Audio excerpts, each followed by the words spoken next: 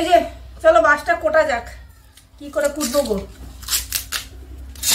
আদৌ খেতে পারবো তো রান্না করে আমরা? ও বাবা, এটা কি শক্ত গো।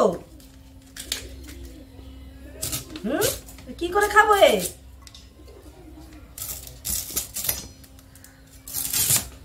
হাই হাই, আদৌ আমরা খেতে পারবো তো? রান্না করে শেষে তেল মশলা নষ্ট হবে না তো?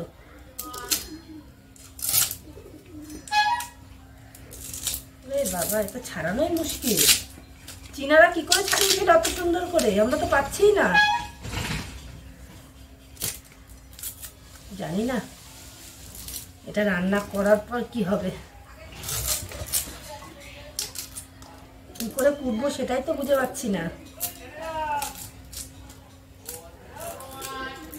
এই যে এটা কি ছাড়াবো এইভাবে নাকি?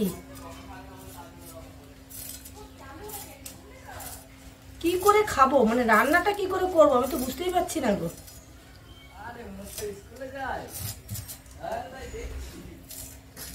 হায় হায়, একদিক দিয়ে কাটতে গেলে তো আরেক দিক দিয়ে চলে যাচ্ছে। আচ্ছা, আমার মাথায় খেলছে না আমি কি করে কুটবো এটা, আমার সত্যি মাথায় খেলছে না। এই যেরকম করে কুটলাম, ঠিক আছে।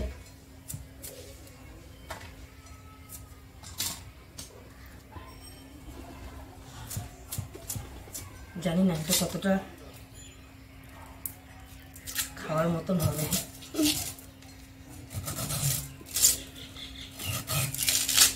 হাসি পাচ্ছে আমার নিজেরই। অ্যাকচুয়ালি এটা মোচার মতন ছাড়াতে হয়, দেখো যেমন মোচা ছাড়ালে হয় না, ঠিক তেমনই হচ্ছে। এই দেখো, আর ছিল না, আর একটা দুটো আনতে পারতাম যদি, তাহলে একটু বেশি হতো তরকারিটা। এইটুকু আগে খেতে পারি কিনা তার ঠিক নেই, আবার বেশি। তো এই দেখো আমি এইভাবে ছাড়িয়ে নিলাম। এটা ছাড়াতে তো ব্যাপক মজা লাগছে। কি আরো ছাড়াতে হবে নাকি? সবই তো ফেলেই দিচ্ছি। আচ্ছা যাই হোক, এই যে এটা কোটার পরে এই মানে পজিশনে এসছে। এইটুকু দিয়ে আমি কি রান্না করব তোমরাই আমাকে বলো, আমি বুঝতে পারছি এইটুকু দিয়ে আমি কি রান্না করব। ঠিক আছে, তো এইটুকুই ট্রাই করা যাক, কেমন হয় না হয়, আদৌ খেতে পারবো কিনা। তোমরা যদি কখনো বাঁশের তরকারি খেয়ে থাকো আমাকে জানিও কমেন্টে, আমি তো আগে কখনো খাই। কোটার পরে এটুকু বাঁশ হয়েছে, আমি ধুয়ে পরিষ্কার করে নিয়েছি। আর কি কি কুটেছি বাঁশটা রান্না করার জন্য, দেখো পেঁয়াজ কুচি কুটেছি, এখানে রসুন কুচি, লঙ্কা কুচি, টমেটো কুচি আর ধনেপাতা কুচি। আমি এটা জীবনের আগে তো কখনো রান্না করিনি, তো আজকে রান্না করব। কি দিয়ে কি করবো আমি বুঝতে পারছি না, তো চলো দেখা যাক কি করি। তো এখানে জল গরম হয়ে গেছে, আমি কি করছি একটু লবণ দিয়ে দিয়েছি, আর এই যে বাঁশগুলো দিয়ে দিচ্ছি এর মধ্যে। ঠিক আছে, অনেকটা কম হয়ে গেছে যদিও বাঁশটা, একটাও ছিল না বাগানে, দুটো ছিল দেখে দুটো এনেছি। তো চলো এটা সিদ্ধ হতে থাকুক, তারপরে কি করবো সেটা দেখাচ্ছি।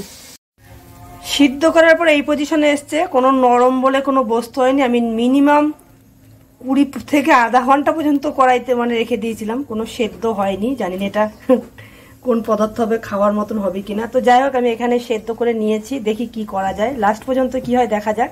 এখানে কড়াই বসিয়ে দিয়েছি, চলো তেল দিয়ে দিই। তো এই যে তেল গরম হয়ে গেছে, দিয়ে দিচ্ছি পেঁয়াজ আর রসুন দিয়ে দিচ্ছি। তাহলে নাড়াচাড়া করে নিই রসুন আর পেঁয়াজটা। দিয়ে দিচ্ছি কাঁচা লঙ্কা কুচি, টমেটো কুচি। জানি না এটা মানে কেমন হবে বলতে পারছি না। বাঁশ রান্না হচ্ছে, বাঁশ। দিয়ে দিচ্ছি লবণ, হলুদ। চলো এটা নাড়াচাড়া করা যাক।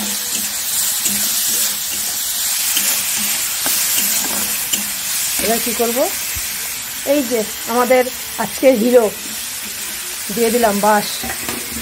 জানি না হিরোই থাকবে না লাস্ট পর্যন্ত জিরোতে গিয়ে দাঁড়াবে। তো এটা রান্না করার পর, টেস্ট করার পর বোঝা যাবে। আমি কিন্তু পুরো একেবারে চীনারা যেরকম করে রান্না করে একদম কালারফুল, ঠিক সেইভাবে রান্না করার চেষ্টা করছি। জানি না চীনাদের মতন হালুমুলুম করে খেতে পারবো কিনা। তো চলো এটা সুন্দর করে নাড়াচাড়া করছি। আর একটা জিনিস কিন্তু আমি এর মধ্যে দেবো, দাঁড়াও দেখাচ্ছি তোমাদের। সেটা হচ্ছে একটুখানি সয়া সস দিয়ে দিচ্ছে। এই যে কি ছাই মুগু রান্না করছে আমি নিজেও বুঝতে পারছি না। দেখতে কিন্তু বেশ সুন্দর লাগছে, দেখো কতটা সুন্দর হয়েছে দেখতে, কিন্তু খেতে কতটা বেশ সুন্দর আমি জানি না। তো চলো এটা একটু ঢেকে দেবো, ঠিক আছে? তো এই যে ঢেকে দিয়েছি, দেখছো? তো চলো এটা বেশ খানিকক্ষণ পরে খুলে দেখবো কি অবস্থার ভেতরে। তো চলো দেখি এটা কোন পজিশনে আসলো। মা, এটা তো দেখতে দারুণ হয়েছে গো, বাহ, দেখতে কিন্তু খুব সুন্দর হয়েছে। তো এটা খাওয়ার পর বোঝা যাবে কেমন হয়েছে, ঠিক আছে? তো চলো এটা নাবিয়ে নেওয়া যাক। খুবই সুন্দর হয়েছে দেখতে। তো এটা কিন্তু খুব সুন্দর হয়েছে দেখতে, রান্নাটাও কিন্তু খুব সুন্দর হয়েছে। তো এটা এখন টেস্ট করার পালা। তো গরম গরম ভাতের সাথে টেস্ট করে দেখবে এটা কেমন হয়েছে। তো টেস্টের পর কিন্তু তোমাদের বলবো বাঁশের তরকারি খেতে কেমন হয়, ঠিক আছে? তো আজকে তো আমি বাঁশ রান্না করেই ফেললাম। তোমরা যারা যারা এখনো রান্না করোনি তারা রান্না করতে পারো। আগে আমি খেয়ে দেখিনি কেমন হয়েছে এটা। তো চলো এটা খেয়ে দেখা যাক কেমন হয়েছে। হচ্ছে বাঁশ রান্না করা, জানি না এটা খেতে কতটা ভালো হয়েছে, খাওয়ার পরেই বুঝতে পারবো। তো চলো এটা খেয়ে দেখা যাক কেমন হয়েছে, ঠিক আছে?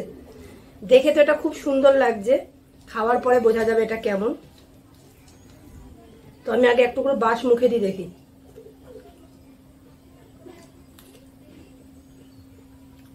আচ্ছা, এটা আমি মিনিমাম 40 থেকে 45 মিনিট সেদ্ধ করেছি। প্রথমে সেদ্ধ করেছি, তারপর রান্না করেছি। এর মধ্যে কোনো নরম ভাব আসেনি কেন? মনে হচ্ছে আমি কাঁচাই খাচ্ছি, কোনো রান্নাই হয়নি, মানে বাঁশের গায়ে কোনো আগুন লাগেনি। এটা কি করে খায় আমি জানি না, এতটাই বাজে খেতে এই বাঁশ। তরকারিটা যদিও একটু খাওয়ার মতন হয়েছে, কিন্তু সত্যি কথা বলতে এগুলো একেবারে শক্ত, পুরো কাঁচা, অসম্ভব। আমি তো এর পরে কখনোই বাঁশ রান্না করব না, জীবনেও না। আমার এতদিন যে চীনাদের বাঁশ খাওয়া দেখে এতটাই বাঁশ খেতে ইচ্ছে করতো, মানে আজকের পর থেকে আর ইচ্ছে করবে না। এতটা বাজে এগুলো খেতে। গ্রেভিটা খেতে ভালো হয়েছে, কিন্তু বাঁশগুলো একেবারে মনে হচ্ছে কাঁচা, এর মধ্যে এর গায়ে কোনো আগুনই লাগেনি, বুঝেছো?